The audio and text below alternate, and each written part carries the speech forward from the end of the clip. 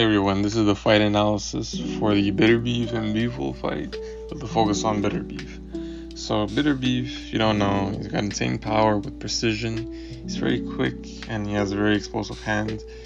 He's a natural pressure fighter and in-fighter.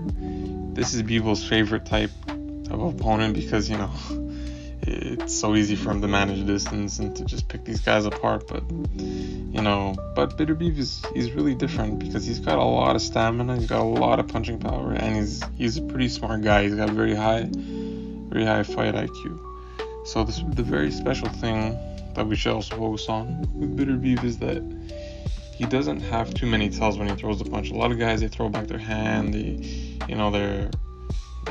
they're screaming, they're doing whatever, but no, they're taking an extra step or whatever the case may be. But all he does is just twist, just throws the hand.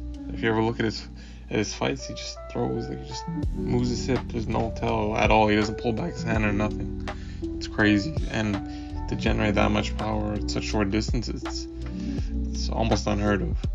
So he's got that, and then he also has a lot of stamina, like I said before, and he isn't afraid to throw combinations. There's a lot of times during the fights where you'll see him throw like a single punch at a time to like break apart his opponent, maybe corner them, so to speak. But he's a tactician, and he throws heavy combinations when the opportunities present himself. And with Beterbiev, it's almost as if like no punch goes wasted, and none of his punches are held back. Everything is just power, full force. The problem with Beterbiev is he's never faced anyone who really manages. Well, no one's ever faced anyone that manages distance as well as Bivol, right? Like Bivol, he has the Soviet style like mastered.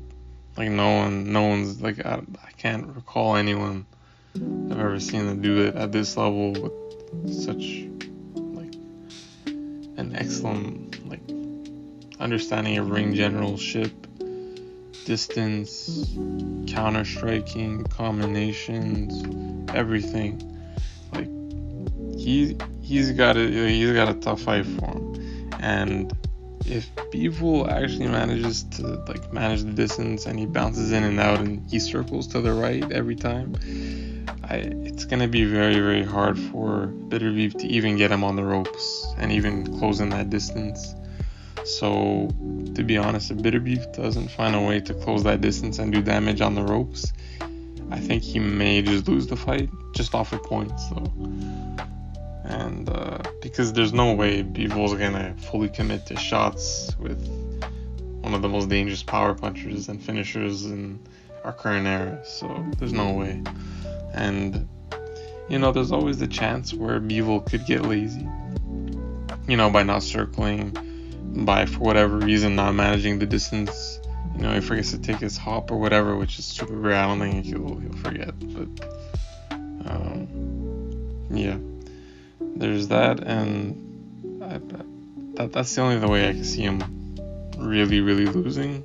Or, if somehow Beterbiev counters properly, that's the only way. But, Beterbiev is a true power puncher with precision.